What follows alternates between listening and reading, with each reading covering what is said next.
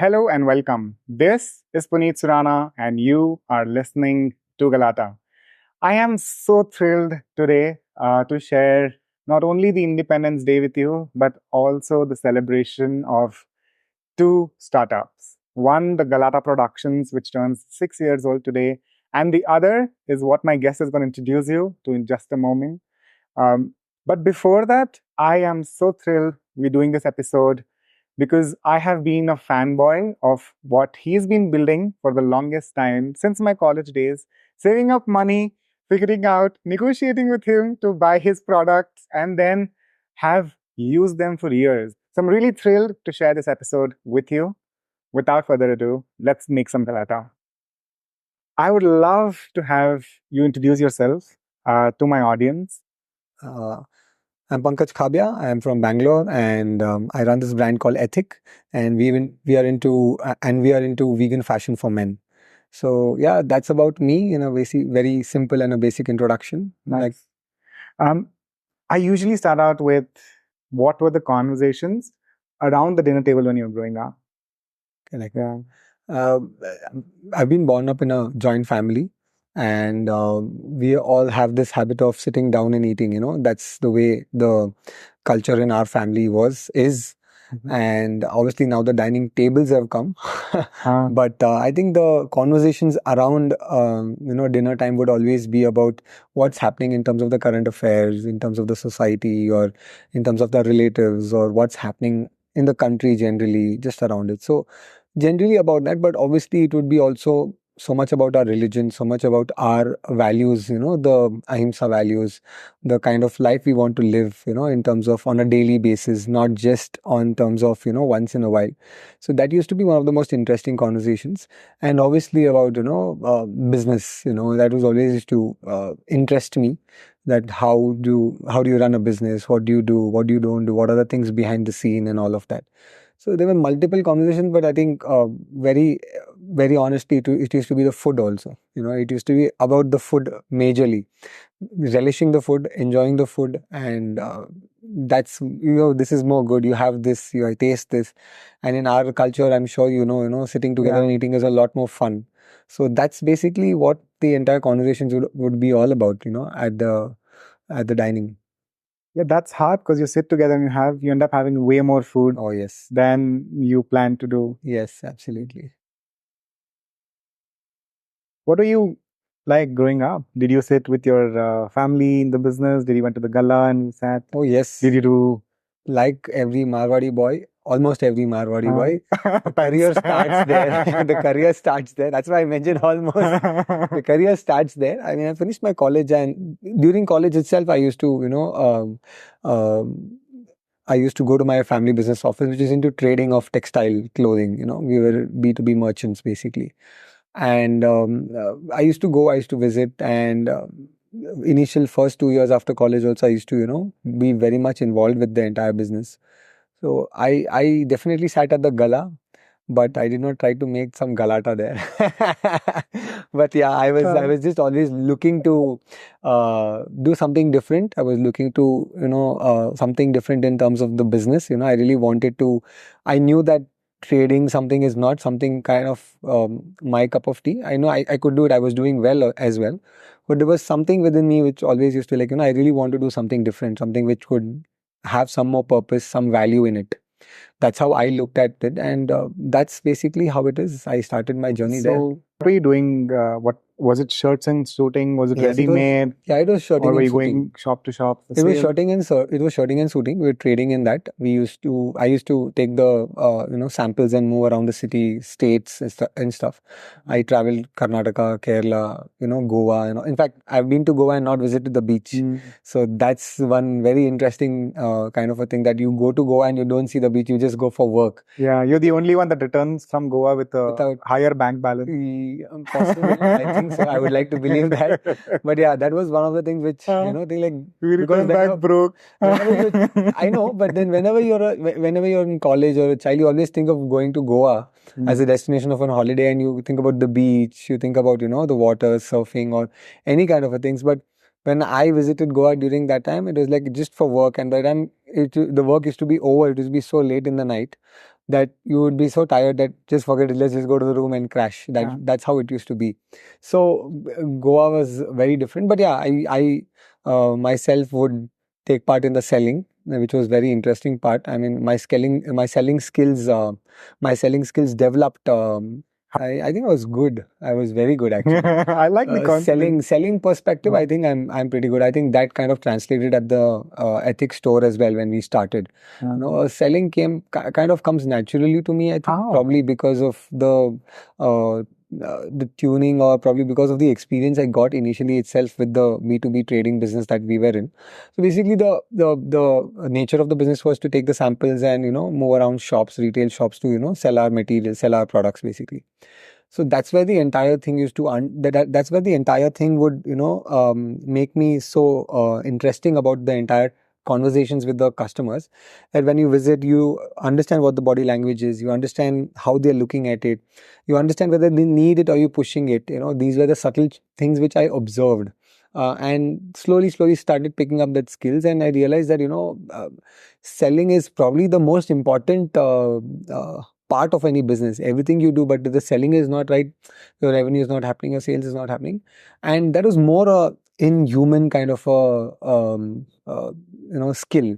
So visit shops, understand whether he's not interested, to know that okay, if I'm going to throw on the table for him to select, will he select, not select, observe all those things, what's his interest. And obviously there were some patterns also when you start going shop to shop, to understand like, okay, this is how the pattern is. You go visit, they sometimes make you wait, they sometimes like, okay, I don't want anything right now and stuff. So it's also a game of patience. It's also a skill of patience. But selling, when you're getting up in the morning, the only routine is like, just take the bag, take the suitcase, visit the shops, show the samples. And when you get many no's, and when you get that one yes, like, okay, this is what we want, as in placing the order for you, that's when the entire kick starts happening, like, okay, we've done this for today. But the deeper level of that selling is not just about transacting and getting that yes, but to understand the consumer, understand the customer.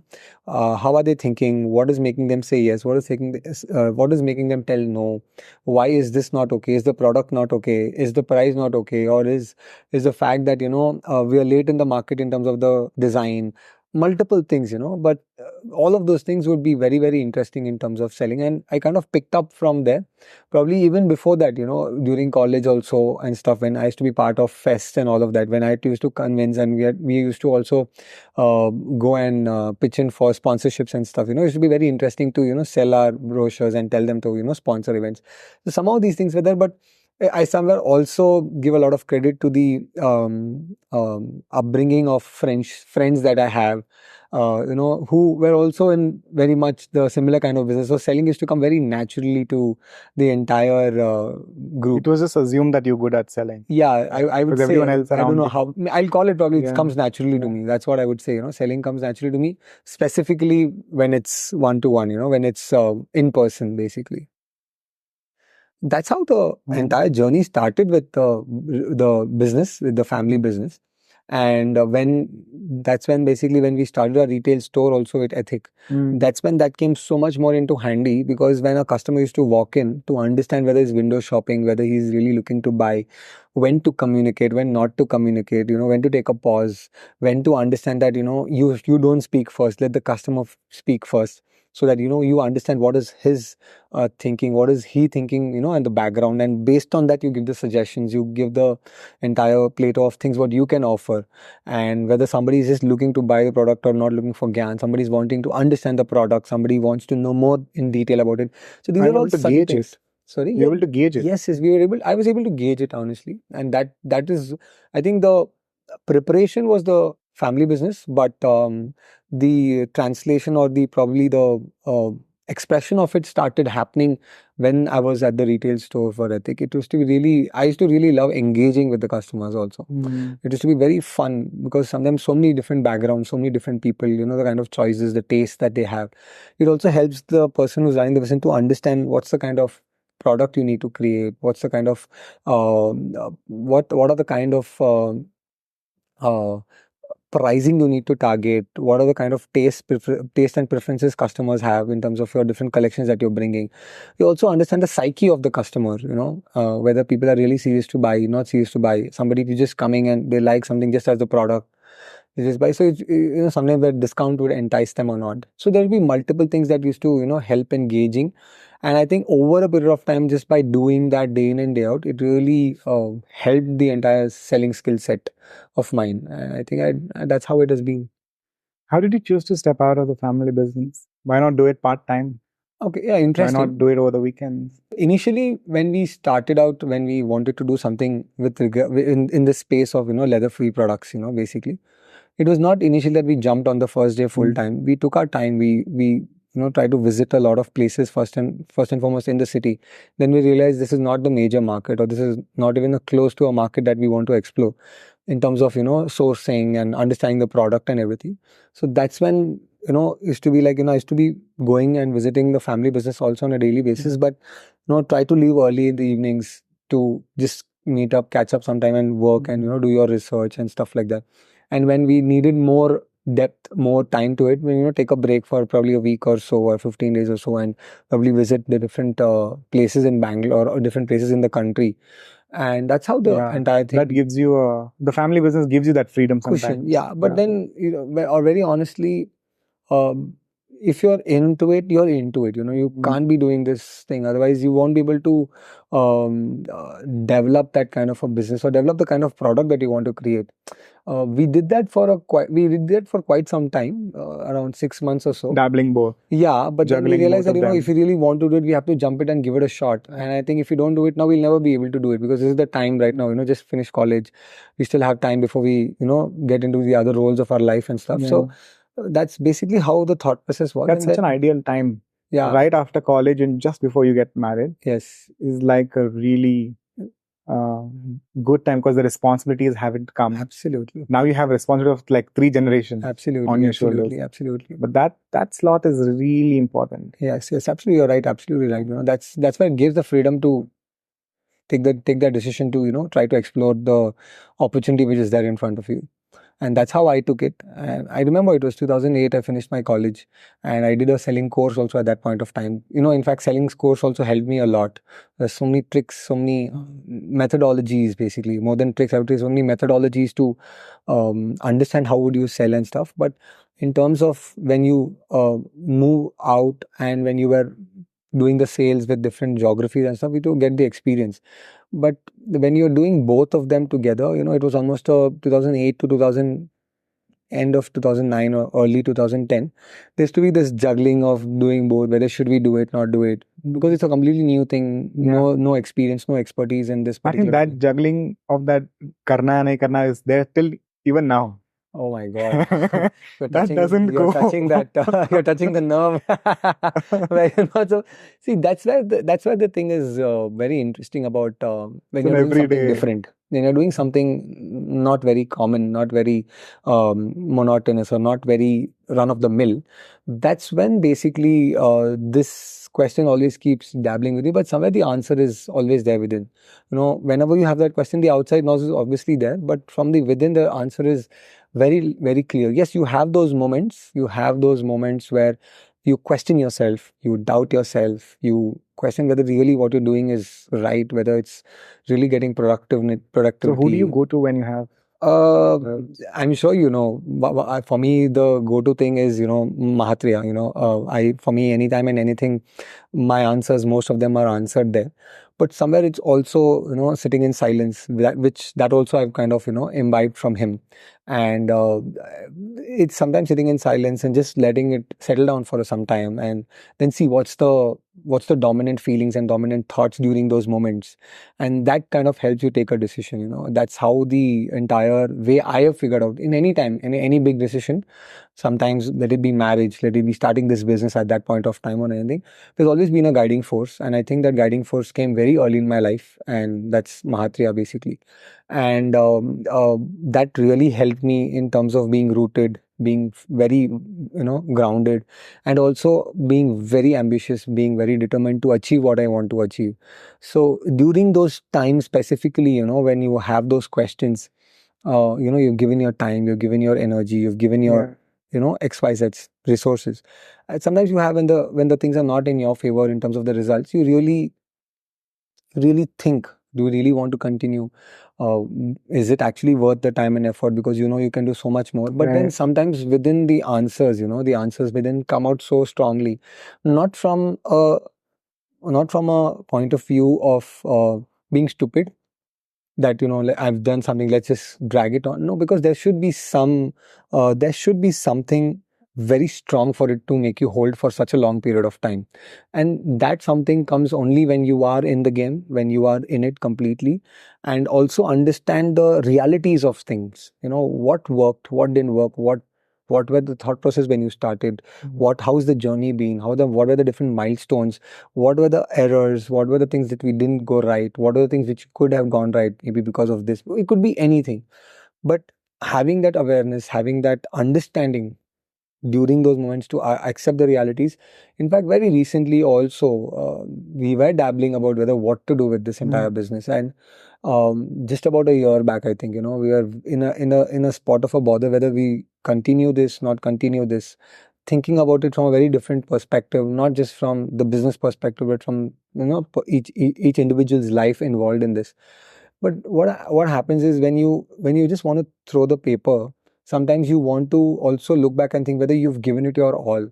Sometimes from outside it looks like you've given it your all, but when you sit back and understand, you realize there are so many things that were just not being done, for whatsoever reasons. There's no one particular reason that you put down to. Sometimes the market is not good. Sometimes it was COVID. It could be anything, but that's no reason for us to go back and point a finger and do it. But it's just because somewhere you feel that there is a potential. There is a absolute good scope for it to really grow well. And when you've got some basics right in terms of the product development, and a lot of things around the anchor of the business, and just a few things which are not going out, if you just kind of fine tune it, probably you can really hit the speed button. And that's how it's been. So during those times, very specifically, when you're dabbling around, it sometimes is, you actually start asking the existential questions, whether you should do, should not do, and all of that. Are you meant for it or not? But I When do you think, say enough is enough? yeah, Yeah. should you say it's enough, or should you really look at some other options? But I think that's where your metal also comes. That's where what within you comes. When life squeezes you, whether it's the juice which is coming out or whether it's something else which is coming out, is what shows. And I think life has squeezed me a couple of times during this, in this entire journey. And I feel, somehow it's his grace, somehow it's his benevolence that I'm able to hold on to it, in spite of knowing that I have a few shortcomings, in spite of knowing that the brand or the business has been not doing well. But very interestingly, also understanding the realities and then taking a decision that, what, this is where it is, this is what it is. And most importantly, you need to have the backing also, the investors, the partners that you are, associated with. That's a very important role, how they are shaping your thought process. And I'm very thankful to my partners, at any point of time, that they never saw it just as a pure business, but they also saw that this has a lot of potential. There are some things which needs to get right. For whatsoever reasons, it hasn't happened. But they also back because of the perspective, understanding that, um, I'm sure they would see something. I'm sure Yeah. anybody and everybody would be seeing something in this. Only then they would be really also wanting to, take that bit of a chance or a choice to continue it. So, it's a lot of things which has to go in place. And I think if you have to ask me at the core level, a lot of things, backing support and, partner support, family support. Family support is so much more important, so crucial. How are they, looking at it? But sometimes the family also might just be pushing you as well. But when you have very honest conversations, this is the reality, this is what it is. I'm come here to ask, what do you guys think? What are your thoughts? I really want to still do it, not because of the perspective that I can't do anything else, but because somewhere I feel that Hey, kuch hai, something is हाँ, there, but right. something is not being done the way it's supposed to. Maybe this is the time right now, with the experience, with the understanding, with the learnings of whatever we've done. It somehow feels in that moment that you should take this last chance. You should take this. Can't call it the last chance, but you know that gut feel within. Sometimes sometimes it's so much of the things outside, the thoughts, the emotions and everything. But as I said, when there's a guiding light, when there's a uh, force above you, and when you are with yourself in your own zone, when you're completely by yourself, where cutting off everything, cutting all the noise from outside, and when you sit with yourself and you just take a moment of pause and understand what what and that time when the answer comes from within, being very honest with yourself, that moment, there's no point of defending or trying to cover up with anybody, because it's only you. And that time, whatever the answer comes from within, if you can just hold on to that, I think life will itself try to give you those opportunities again to give it your best again. So I think, in essence, apart from whatever it is, I think it's you being with yourself and understanding that at the core, what is it that you want? There will be moments where you will, like, I'm sure every person, every achiever, or every person who has achieved big success in his business has not been just thinking that ki, oh yeah, I knew this will happen. I know I'll do 1,000 crores or 10,000 crores. I knew Ratan Tata would not rely. I knew it is somewhere there. They're always in that zone of whether it's going to work. It's an experiment, somewhere businessmen are, or these entrepreneurs are these scientists, where they try to gamble things, where they try to play things. But at the core level, when you sit with yourself, you just leave everything aside. You just feel within, that gut, that voice from within. If it is strong enough, it will come out. And I think that guides you, that kind of helps you. Do you sometimes feel a sense of regret?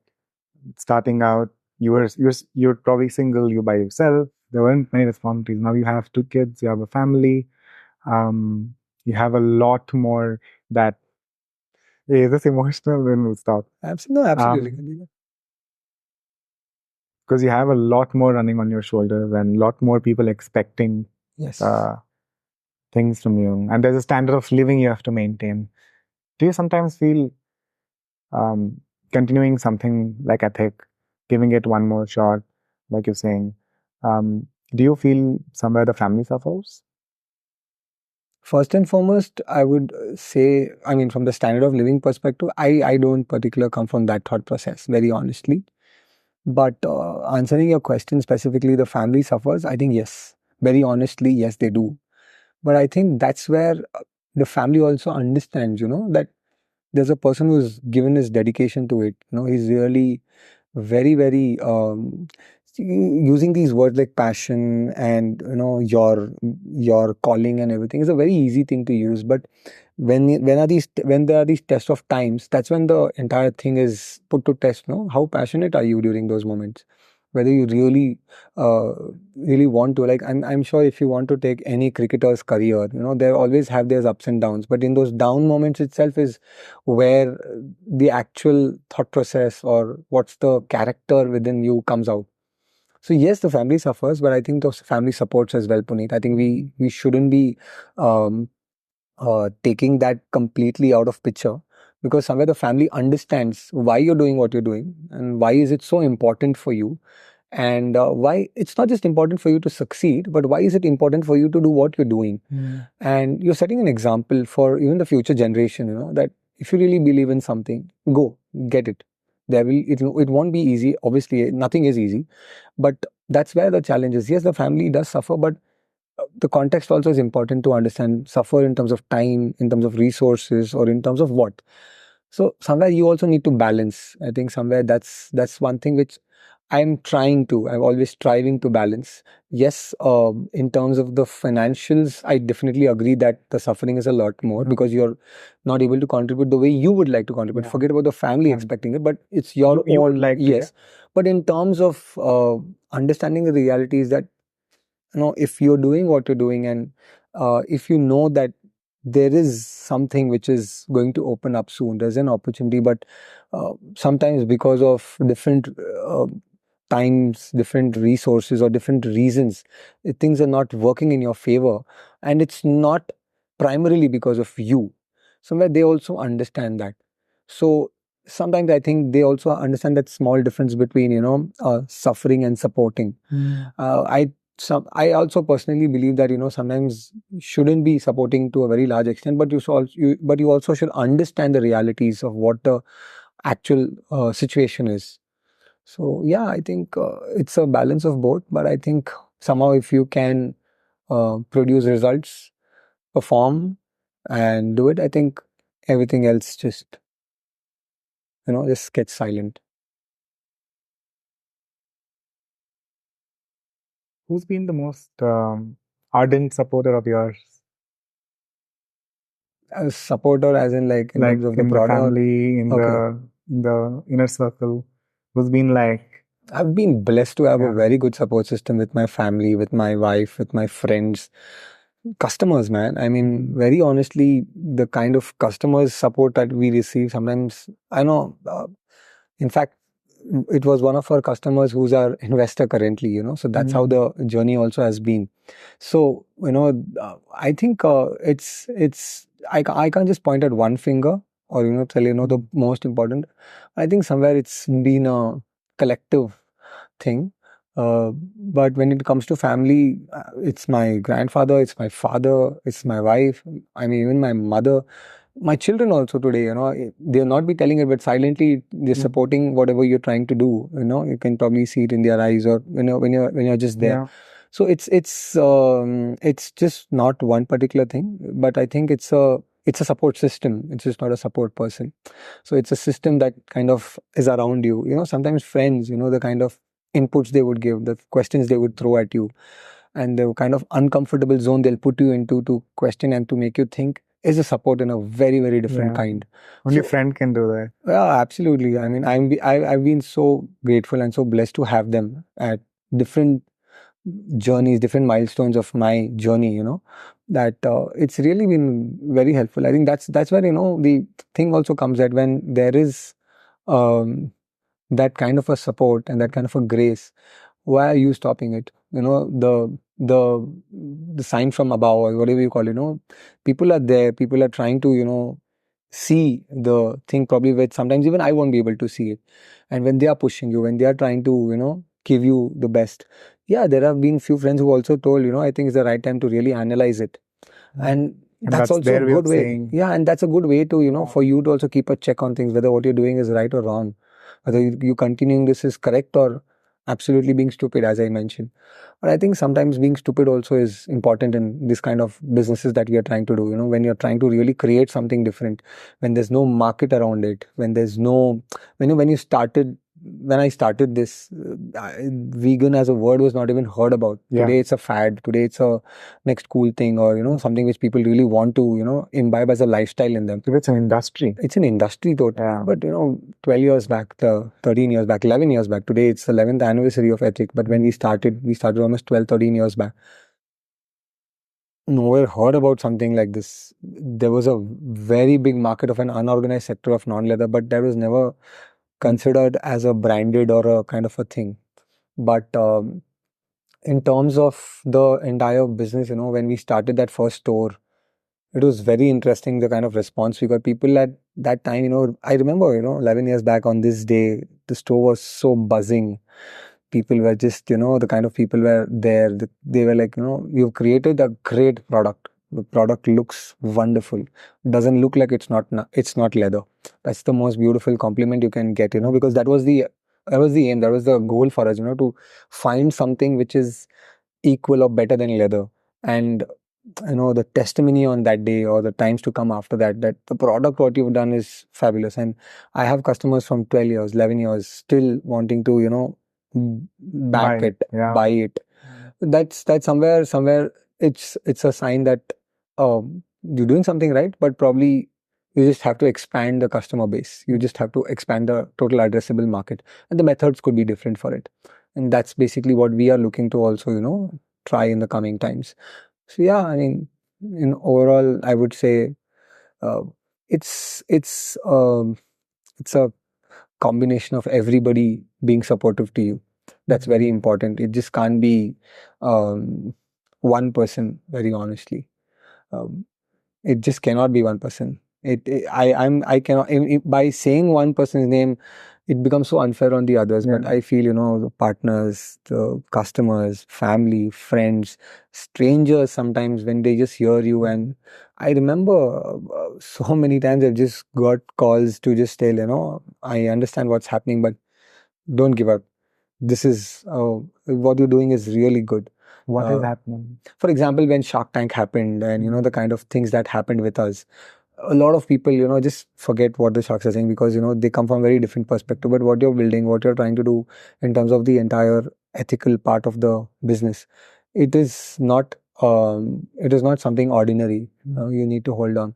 And sometimes when you hear it from just a person who's observing you from very far away, the kind of courage you get, the kind of encouragement you get, the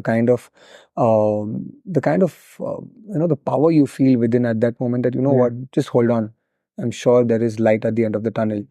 That really keeps you pushing as well. So the support is in so many ways and so many people, Puneet. That's what I can say. Do you think the Shark Tank episode was a blessing or a big headache now that you reflect on it? I mean, as soon as I stepped out of the tank, also I said it's a blessing for me, because I mean, for me, I probably, even though whatever happened, it happened so in that moment of whatever happened. But as soon as I came out, yes, there were obviously those questions and all of that, but somewhere deep within it was like, it's a blessing that we got to be there, pitch, and get the feedback. Products again were liked by everybody. Yes, the business was not in the right in terms of the numbers, but the way I processed the entire thing, it was very, very natural to just go feel low. We did feel low. Yeah, Definitely we anybody did. would feel. But then I think I didn't let it be low for very long period of time, very, very short span of time. And I like, okay, I mean, it's over is over. Now what has to be done? Let's do it. And that was the way I was processing it. And in fact, any point of time when they're dabbling in these questions, and once you come out of it, the kind of zeal and the kind of energy that you have at that moment, because you've seen, you've felt that, moment. And then when you come, you really, the kind of things which gets you going is very different, is very different. So I took it as a blessing. I still take it as a blessing. Obviously, from the perspective of PR and marketing, fabulous. Definitely, that just was amazing. But apart from that, also, I wouldn't call it as a bad thing to happen, because I think it was required for the journey of ethic. Yeah. It was much needed for the journey to happen. And it really opened a lot of doors in terms of not just opportunities, but in terms of our thought processes also, the way we need to look at the business. The entire Shark Tank itself, not just our episode, the way things have happened, it just opened up the entire business scenario for people. A lot of people now want to start their own stuff. So it kind of opens up so many thought processes about how you want to do it, what you want to do it, hustling and bustling and doing all of that. So I take it as a blessing even today. Yes, I mean, if you want to look at it from a very different perspective, not being able to monetize the blessing because you weren't prepared. Yes. You weren't informed. Absolutely. It caught you out of the. That I would. Oh my God! If they would have given us time, I think we would have been in a very different situation. But honestly speaking, that's. Yeah, I agree to you that, in terms of monetization, I regret about it. I kind of couldn't make the use of the opportunity. But probably you have to understand that the first season of Shark Tank was a trial in itself for everybody. That's how the second and third season people were able to encash it, because they knew that, there's going to be a spike. Absolutely. There would be people who were going to get hired. They knew, the people who are going to get aired, they knew that, there could be a huge spike. We set the precedent basically. But there were also the other side of it, that a lot of people, a lot of brands who were in Shark Tank season 2 and 3, and they couldn't get aired, and the kind of stocks or the inventories they hold was a massive blow. But it was there. So there are two sides of the coin, obviously. Yeah. But it's a gamble. It's a gamble. It's a gamble. And I think you can't blame the Shark Tank or the Sony channel for it, because I think that's not what the format is. You have to be prepared as well. But that's where the entrepreneur has to be, very much aware. And I probably would say, putting on myself, that I wasn't so prepared or so aware about, I was not opportunistic. If I was, probably something, but we couldn't anticipate, because of the way the entire episode or the entire shoot of ours happened. We were not even sure whether we would be aired. So, only once the first season started to happen, we started realizing, okay, this is obviously about your business and entrepreneurship, but it's so much more about TRP. Yeah. So whatever gets you the TRP is what the channel will try to, air your episode. So that is also so important. Sometimes more than the business, more than the entrepreneur, or more than anything, it's about a mixture of what's going to gain the TRP there. So that's probably what it is. But yeah, I think I agree to what you're saying. Yes, we couldn't monetize it, and somewhere if we were more prepared, could be. Or And better informed. yeah, Right? and probably, I mean, we didn't even know how long the effect would last. Honestly speaking, Oh. we thought, okay, it'll come 1 week, 15 days, a month, but the effect of it is still there today. Honestly speaking, I mean, till the third season Even now also. they say Ethic is a Shark Tank. Yeah, that is there. But apart from that, the kind of because you're just aired, there is the entire episode which is there on the internet. Uh, when people search for Shark Tank, they see some of the other band which are there, and it's just been 3 seasons, so it's not like a lot of content also still.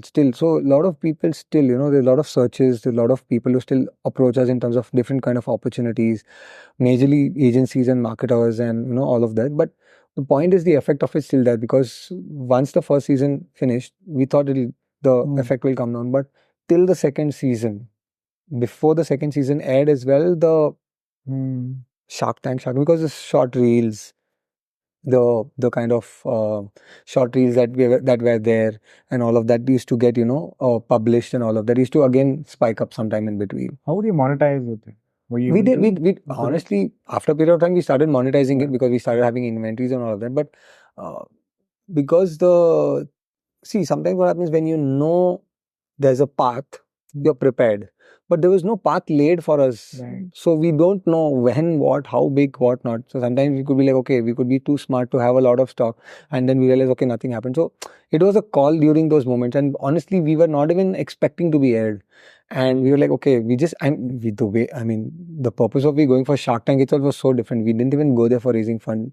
It was so random that we applied and like, okay, next round. Like, okay, let's apply, let's see. And by the time we got the audition call, like, okay, you know what, auditions. And after audition, we like, oh, because we didn't get a call for quite some time for the final Right. shoot. And we're It's a like, 1 year process. So a lot not of exactly 1 year, maybe 3 to 4 months maximum. But the point is that once you get to know you're going to get aired, that's when you start thinking, oh, boss, this is serious. In fact, till you go to the studio and the rehearsals and that, oh, you know what, okay, this is serious now. And after that also, when you finish recording and stuff like that, when you pitch and stuff, you don't know whether you'll be aired. So it is such the format is in such a way that you really are not sure about what's going to happen. So that's basically what it is. But yeah, I think we looking back, I would have definitely monetized it in a very different way. And more importantly, probably a lot of more decisions would have been more adaptable during those moments. What do you think about? You've been the only other shoe company on Shark Tank, if I recollect it, right? Really, I'm the not followed Ganesh it. Balakrishnan or who Oh was yeah, the that's Flatheads, correct. Flathead. But Yeah. I think there were other brands as well, but I'm not too sure about which. Before we get back to that, what do you think about Flatheads and their? I think that just blew up because of the emotions involved and everything. What do you think about it? And it still didn't. I mean, they were able to capitalize it for an extent, but then it still had to shut down. What do you want to know about that? I know. I'm just curious. They were in a similar situation. They got that spike. That spike. They were able to sort of come back from the dead, and they still ended up shutting down. I know Ganesh, obviously. I had a conversation also with him. I know the kind of hardships he has also gone through. Footwear as a product in India is very different. The footwear in India is not a primary product. It's still a secondary product, still today. But I mean, in terms of what Ganesh or what Flatheads had to go through, I think it's. I think sometimes the emotions also are so raw and natural that it really shows up there.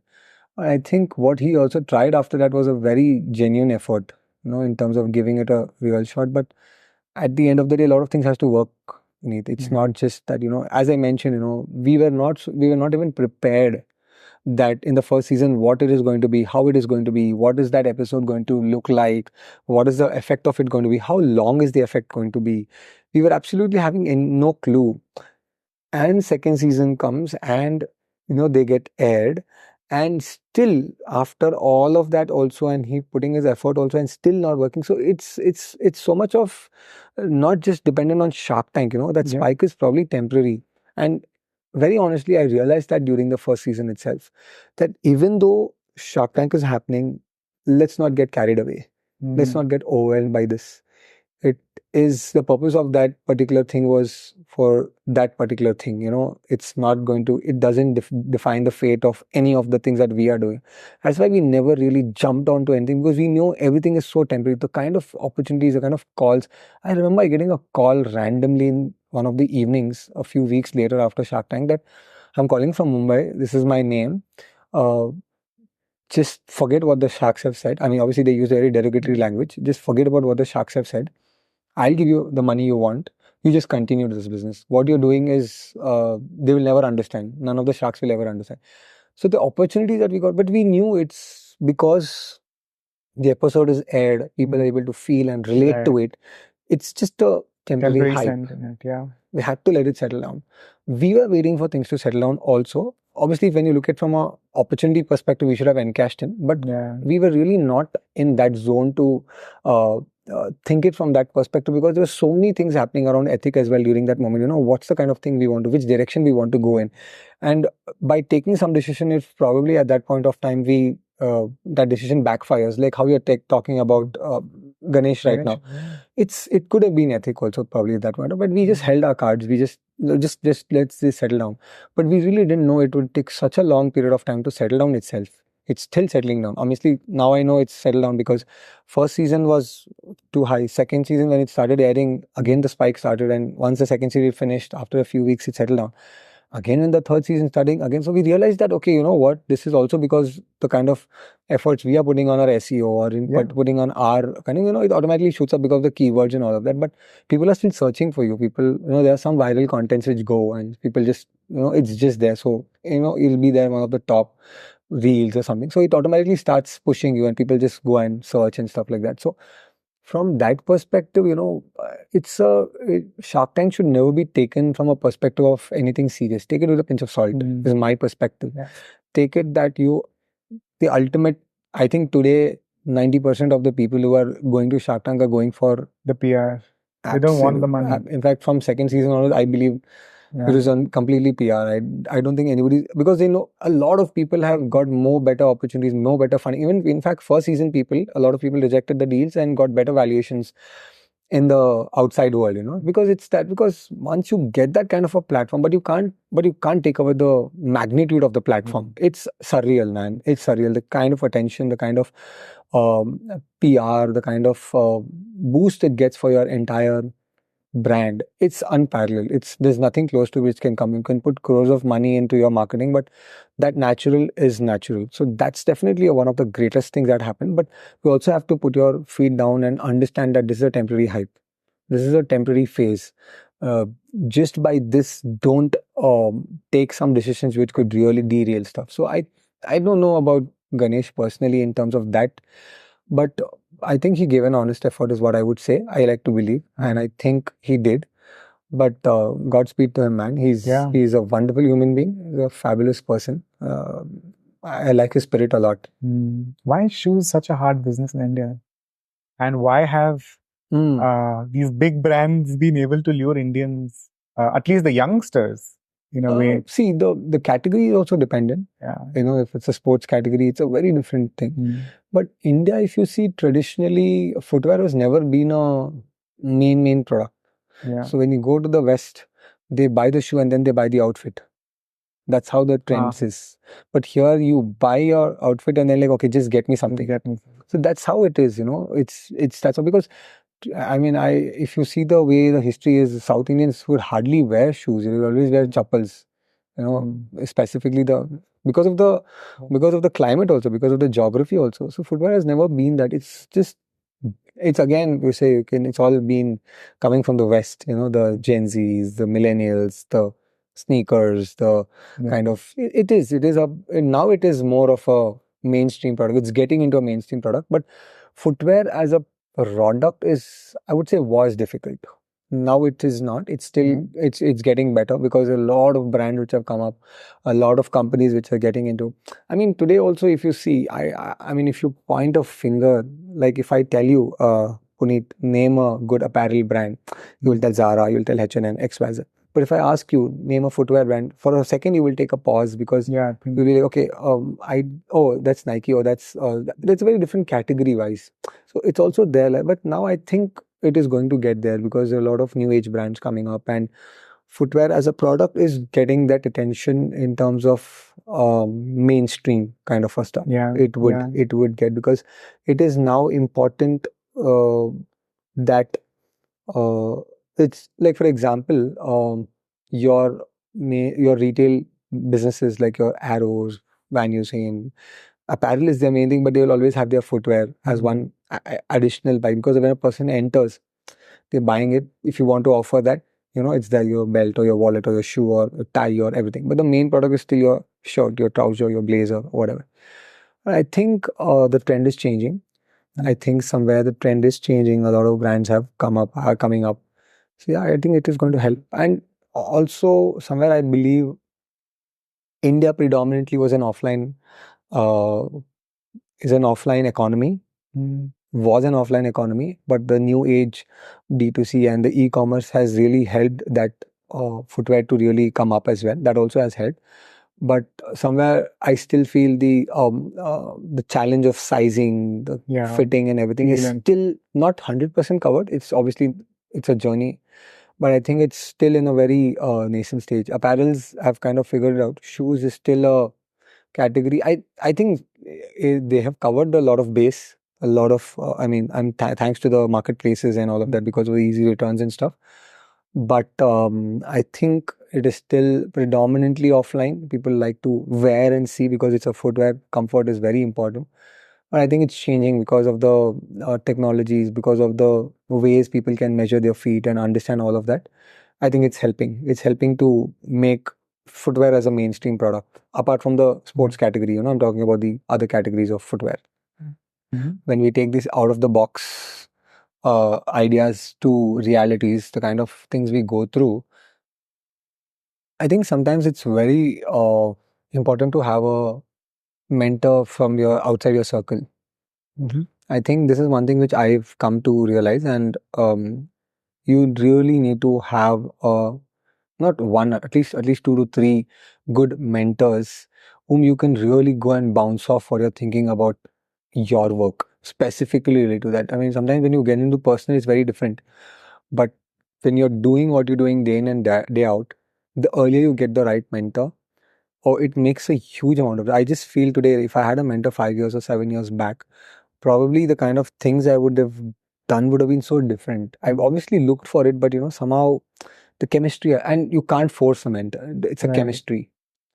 If what the did you look for in a mentor, and chemistry, what? absolutely chemistry, nothing else. Because sometimes what happens when you're looking for a mentor, you are looking for them to just say yes to what you are wanting to, but that's not how it is. But it's about, I think, the relationship between the mentor and the mentee is so much about trust. Like you trusting them, and if you're just going there for advice, it's very different. Then it's like, okay, you have a choice to take it or not. But when you're going to a mentor, there's such a deep level of conversation happening, because the person understands. And see, the beauty of having a mentor is, from outside the circle, is because they really shouldn't be able to know what you're doing day in and day out also, but you should be able to see from a periphery that, okay, this is what you're doing. I think this is where you need to align yourself a little more. This is the direction you're probably.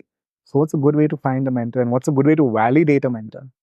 The validation For you. validation comes. I mean, okay, for me, I'm just getting into that. So validation comes for me when the kind of decisions or the action steps that I'm taking, and then seeing the results of it. That's the best way to validate it, because that's one thing. But if you have to understand from a very core perspective, it's a chemistry. It's a chemistry in the sense, when you meet, you feel, and the person also reciprocates. It's clicked, and then then it's like no looking back. Then it's like even if you don't want to, that thing will always keep pulling you. Each other. Even the mentor sometimes calling you and asking you what's happening. This is the last time. Where are you? What's where? Oh, why is there no update? And that's when it's it's a chemistry. Yeah. It's a You need somebody to keep you accountable in a business. very important. It can be someone in the family, it can be a friend, it can be somebody from the industry, it could be any. But I think it should just become a kind of a norm with every startup or every business. If you're really doing something, just make it a mandate, like how you have a mandate of capital investment, working capital, like mentor investment. It's very important to get that thing, and the more sooner you get it, the better. That was one of the reasons also we had gone to Shark Tank, honestly. For us, it was just getting one of them on board, because the kind of thing we would be able to um, get value from would have been so much more enormous. Just than the funding, money was not definitely the priority, but getting one of the sharks on board. Yeah, it's very important to get the right. The challenge is, the bigger the mentor is, the harder the challenge is to get them. And once you get them, to get their time. Yeah. And to get their continued support, it just gets harder and harder. But that's why you need to be. You can't have just one mentor. You need to have at least. So you have like different areas of your life with different mentors. Probably sometimes there's an all-rounder mentor who can just give you. You have your own board of mentors going on. We need it, I think. Which areas of life do you have mentors for?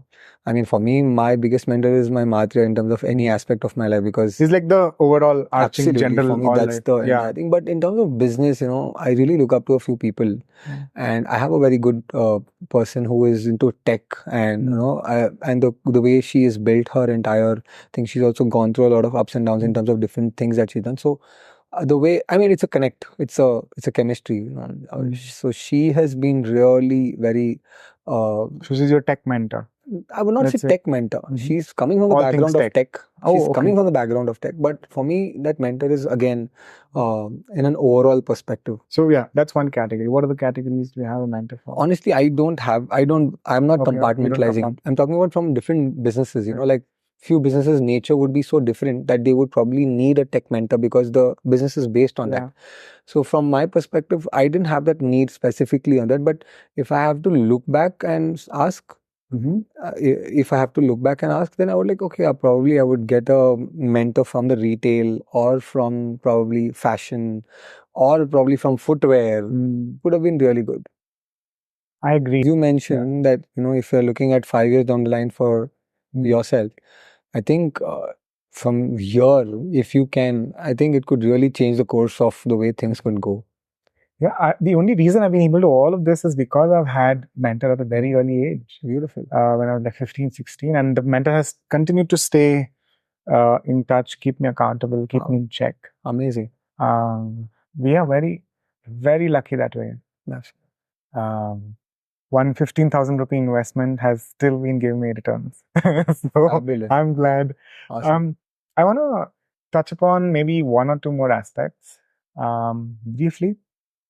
How do you want to celebrate today? What's the plan to celebrate? How do you celebrate the anniversaries of Ethics? I generally, anniversaries of Ethic, I generally don't work on that day.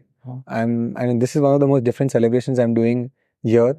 I mean, we know what happened with the previous thing. Yeah, the previous thing, we had an amazing heart-to-heart chat. Yeah. And my MacBook ran out of storage. So none of it got saved. Yeah. So, and when you said that, I realized, okay, and then we thought we'll do it the coming days, but then somehow was not able to get that time. And I just somewhere knew back of the mind that 15th August is coming, and I knew yours is also the anniversary, and I'm like, okay, I think, like, why not just do it? It's a work off also. I think that'll be the best way. And for me, generally, whenever I have these milestones, I generally look back at things and see how's the journey being, where did I start from, where am I today, from here where, what are the kind of small course corrections I need to do. That's how I look at it, and obviously celebrate silently within my heart that, I'm grateful to the Almighty, I'm grateful to the force above for me to keep giving me that grace or keep giving me that blessing to continue in this journey. It's not an easy journey, but definitely it's a fun journey. It's an exciting journey. So much to learn, so much to be grateful about, so much to, you know, so much to learn, yeah. So much to learn about everything on a day-to-day basis. Changes your personality completely, changes you as a person completely, the kind of things you go through. So I'm just so glad that I'm on uh, this side of the coin, and I'm just able to do what I'm able to do. So yeah, that's how I celebrate. 11 is a very blessed number for beasts. Yes. So, yeah, wishing you all the crores and more. Thank you so much. I want to do a few rapid fire questions. Sure. I know this episode has become very different from what Absolutely. we had recorded in the past. If you want to have that unedited version, just drop it in the comments and maybe I'll just put it as is. Whatever I've recovered from it. But a few rapid fire questions. What's the best piece of content you've consumed that you would recommend to the audience? It could be a podcast, movie, book, blog. Oh yeah, I recently came across that movie, Air. It was about footwear and Michael Jordan and Nike. It was amazing. I loved that. It's a very good. I mean, just as a content, it's really something lovely to learn about. What's a book you'd recommend? A book I recommend. I think generally I'm not a good reader. I'm not a reader, but I think this book called Unposted Letter by Madhurya, I think it covers probably everything in essence about life, and any question you have in your mind, I just open it and you get an answer, and it's amazing. So that's one book. That's my go-to book basically, and that's basically what I would recommend everybody. How many footwear should a man own? Minimum 11. Yeah. Yeah. How many? 11. 11? Yes. Oh, what would you do? If it was like a portfolio, which one would you have? I mean, see, you definitely need a pair of sports shoes. You definitely need a open footwear. You need a formal. But now the trend is also about having your sneakers and stuff like that. So even if you take all of them, then you have a traditional wear. 6, 7, though, you just generally need it also. But then again, you need some color options also. So you can add another 2, 3 color options in formals and stuff. So wow. 11. So I'm being greedy. I need more sales. So first formal shoe. Black, brown, grey, black. Okay. First casual shoes. Let's say loafers. White. Oh, loafers. Yeah. Loafers could be any color basically. That's the beauty of loafers. It just has such a the loafer in itself as a nature, as a product is so nice that any color would just go so well. But if you want to be very safe, play with the neutral colors like your grays, your blues and stuff. First casual shoes, white? White. I think because of the way the trend is right now, the way it looks. I mean, people are wearing white sneakers on their blazers and suits. So and the saris now. Yeah, absolutely. Wow. So white definitely. What's an underrated shoe format? I don't know whether you've come across it. It's called mule, basically. Mule, okay. Yeah, it's a very underrated. Basically it's like a shoe from the front, but backside it's like a slipper. Oh, yeah. It's open. It's a very underrated thing. If it's comfortable on your feet, there's no other footwear like that. I feel, it's just so. It's like Croc, but it's not ugly. Absolutely, it's very good. It's a very different style. Mule. It's a very underrated style. Parallelly, I think driving shoes very underrated. It was primarily conceptualized for driving, but for Indians, it's the go-to shoe. It's so comfortable, all day wear. What would you prefer somebody wearing under a lungi or a panche? Under lungi or a panche? Chappals. Okay. What's the best piece of equipment or investment you've made? Tech, gizmo, book, product, service, whatever. For under 10,000 rupees. On myself? Yeah, on yourself in your business. Under 10,000 rupees that you'd recommend. I think a good pair of headphones. I think Bluetooth ones. I think it's a good investment because when you're obviously on call so much, it's sometimes a pain to just have the phone in your hand. Sometimes when you're just free, you just keep the phone and concentrate on the conversation without your hand getting disturbed. So it's a very good investment, I think, specifically when you're driving or when you're riding or probably even when you're at office when you are just a little off, just put one headphones and listen to a light music and get it. So it really helps in a very different way. You've lost significant amount of weight in the last 2-3 years. I know it's not the stress, but it's the Yeah. Fitness. So, how one tip for founders to stay fit I think while they're building? I've picked this up again from Infinitism and Mahatria to be very disciplined with your health. It has I've generally been blessed with a good metabolism, so and that, but for me to still consistently put an effort on the health parameter, in terms of working out, I think it just charges my day. It's a very different. What exercise? What? I do every kind. I mean, for me, there's no one particular thing. I go to the gym also. I run. I do yoga. Sometimes I just go for a walk. Sometimes it's just stretching out at home and just doing some cardio and any kind of thing. It's just about getting that 30 to 45 minutes of your body to sweat and just move around. The kind of the day is very different. That day and the other days are very different. So it's a very significant difference. And now it's become a, like, if you work out, there's a day coming ahead. If you don't, you feel there's something which is incomplete, something which is like you need to do. So maybe at the end of the day, just still go for a walk or just chill out. I want to throw a 7-day challenge to the audience with a hashtag.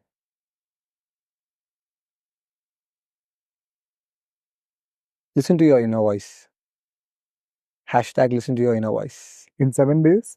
Yeah, I mean, give it a shot with 7 days at least. Start off with that, because sometimes there's so much we are involved on a day-to-day basis that we are not taking that moment of pause to be a third person or take a bird's eye view in whatever we're struggling, whatever we're trying to fight for or whatever we're trying to do on a daily basis. It could be chores, it could be probably, health issues, it could be anything.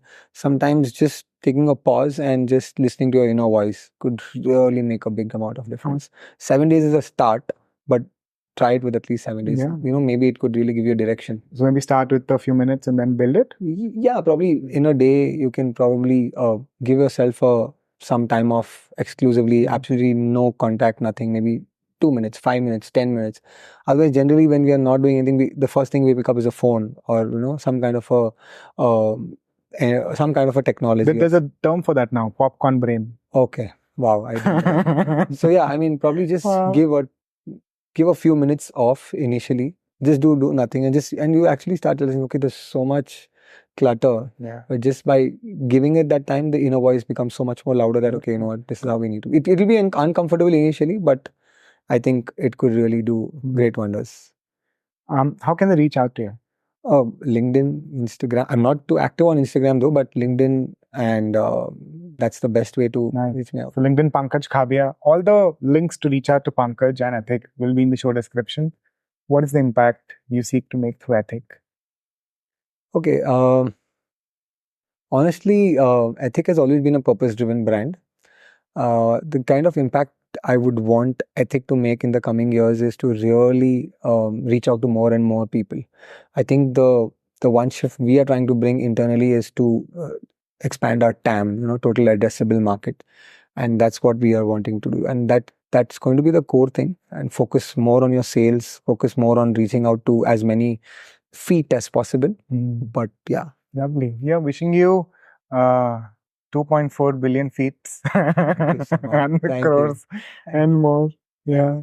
Thank you so much, Puneet. Thank you for having me here. It was a wonderful experience. It was a very interesting conversation. Thank you for your taking back a lot as well in terms of the kind of things this entire podcast is also given in terms of first experience to now and everything. It's completely different. It's completely different, and the conversations, even sometimes when we speak, the insights we come out with, it's very interesting. So you're doing a great job. Thank you for having all of us. Yeah. Thank you. On that note, go and make some Galata. Galata. Thank you. Thank you. Thank you. Thank you so much. Thank you so much. Yeah. Thank you so much. Awesome. This was good. Yeah.